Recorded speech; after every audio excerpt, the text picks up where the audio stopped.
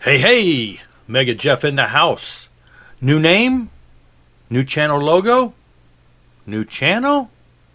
Let's check it out.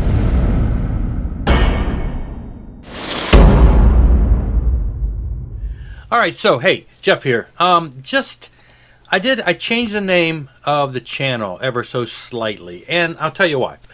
It's kind of a back and forth. I've changed it once before. It started off a little long, Mega Jeff McRockMac's Music World, which is a mouthful. And so I shortened it to just Mega Jeff McRockMac. I think a lot of people maybe missed out on the wordplay of what I was doing with the name, with my name. So yes, my name is Jeff McCormack. Mega Jeff is a play on Megadeth, just a band that I like. I thought it kind of rolled off the tongue, kind of cute, kind of Mega Jeff, Megadeth. McRockMac is simply taking two letters in my name, the capital C, MC, capital C, O, R, and swapping them. I just took and swapped them. So it's McRockMack. McRockMac. Rock and roll. That's all that was. It was just a way to kind of be witty, kind of cover up the name, I don't know. It was just, but I think it kind of was lost on some people. They were mispronouncing it. They weren't quite sure what I was saying there. I thought, well, it was getting to where it was kind of becoming mispronounced or misunderstood. So I thought, well, let's do something different. You look around and it's like some people are branded. They have names that don't have their name in it. Some people have things that have music in it. They have records, they have vinyl, things that are related to vinyl, things that are related to CDs. So it's kind of like, well, let's find something that says what the channel's about. It's about music. And I'm owning up to the fact that I do tend to be a rock guy. There's people out there that do jazz. There's people out there that do all styles of different types of music. And while I tinker with a lot of that stuff, obviously the core of what I show is rock, hard rock, metal, along that lines. I didn't want to use metal because metal is such a subjective word. People are going to, that's not metal. What I listen to is metal. They don't call metal, and what they listen to is metal. I might call some other kind of metal because there are subgenres. I didn't want to use metal because of course I don't want to be limited to just being metal because I listen to a lot of stuff. I thought if I used hard rock, again, there's connotations there that it's going to be always hard music.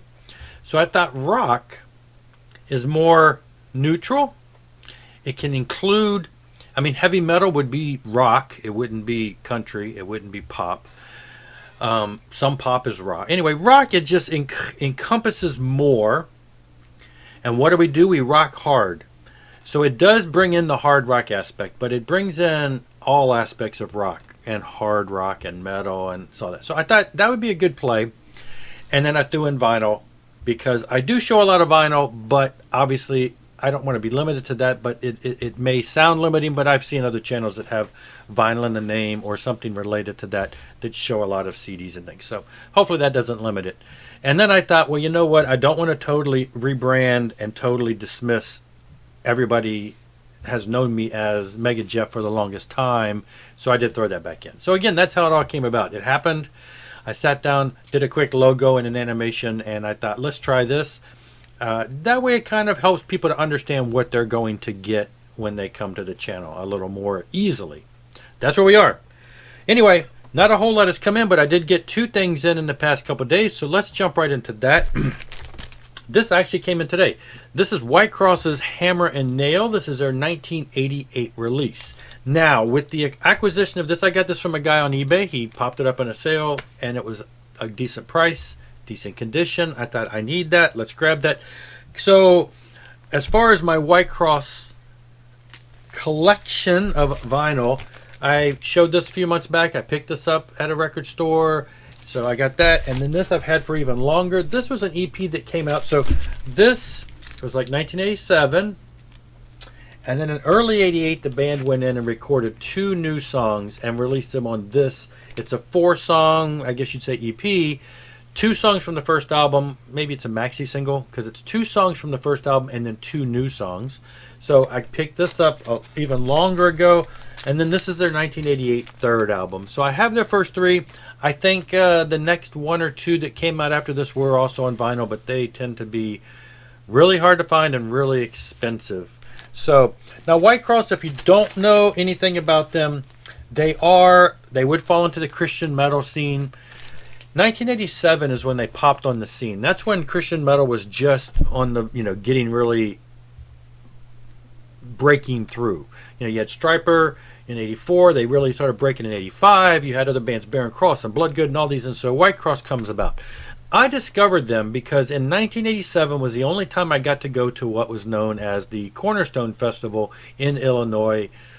It went on for decades, but it stopped somewhere, I don't know, a decade or so ago. It was the big outdoor festival all weekend long, all kinds of great bands. 1986 was an amazing weekend with all kinds of metal bands, Messiah Prophet, Saint, Philadelphia. It was full. I think Barren Cross played that year. It was full of metal bands. So we said, we got to go next year. So me and some friends down in Mississippi, let's make the big 11, 12-hour trek all the way straight up to Illinois and go in 87. And of course, you know it, 87 was I wouldn't say it was a non-metal year, but it was nothing in comparison to 86. Lots of great bands, though. Got to see lots of great bands. Bloodgood was there. They were pretty much the only known metal band at the time. And they had their second album was just on the verge or had just come out. So there wasn't a lot of metal, but we saw a lot of great bands. Daniel Band and Morgan Cryer and all kinds of Mylan, Steve Taylor. It was a great weekend. But on one of the side stages was this band that we did not know, a local Illinois band called White Cross. And we went and saw them because that's what you do, and we're blown away. Rex Carroll is a guitar phenomenon. You know that now if you're anything in the music. He hit the world with this and blew our minds with his just shredding ability, and the singer had vocals very reminiscent of Stephen Pearcy of Rat. Everybody compares him to Rat. So we had, here's a Christian version of, Rat sounding with an amazing guitar player. So yeah, they blew our minds and went on to have a great career releasing lots and lots of great music. Rex Carroll did get a start. One of his early albums was Fierce Heart, which I picked up on vinyl a couple months ago. I showed it a handful of videos ago. They have a brand new album that just came out. It hasn't been released on vinyl. I don't know if it will be, so I may have to pick it up on CD. I'm assuming they got it back together and released the album. I don't know much about it, but it just came out. Yes, so only other thing that came in is this. I got the new Bride album. This Is Your God, but look. The heck, Jeff? I got 2 copies of Bride's new CD. Now, you may be confused, but maybe not. I do have the vinyl. I got this a handful of videos ago. Great release. So, Jeff, why? Why would you have 2 CDs? Okay, well, some people may already know, but this is one of the CDs where the record labels have been putting in the foil trading cards.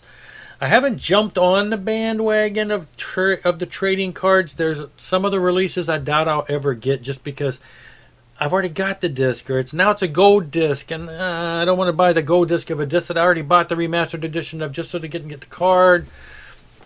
But the price was right. I got a deal on getting both of them because in this case, the Bride album had one of 2 cards in it, one with either Dale Thompson or one with Troy Thompson. So you had to pretty much buy multiple copies. So I was able to work out a plan where I could get 2 copies guaranteed to have both cards, and so I got both cards. So here is my card collection thus far. There have been, I forget what number they're up to now. I don't have card number 1. I do have card number 2, which is Paradox. I have card number 3, which is One Bad Pig. I have card number 4, which is Love War. The glare is killing me here. I don't have 5, I don't have 6, but I do have 7, which is the upside down, the Troy Thompson of Bride card, and then the Dale Thompson is number 8. So I do have a handful of the other ones coming in. That was kind of why I decided to do it, because some of the recent pre-orders that came out, they have cards. I thought, well, let me grab the ones that I'm definitely going to buy. And I have this, and I have all this stuff on CD and vinyl, so I figured I'd do this. Now I have a second copy, and I may sell it without the card. I may offer it as a gift. I may VCLT it. I may give it away to someone who may appreciate that, maybe in a contest or something. I don't know. But for now, I have 2 just so I could get the cards, and I have, as you can see, 5 of the cards. I think they're somewhere in the teens now as far as all the cards that are out. So we'll see if I continue, but at least I've got some. That's all for now, though.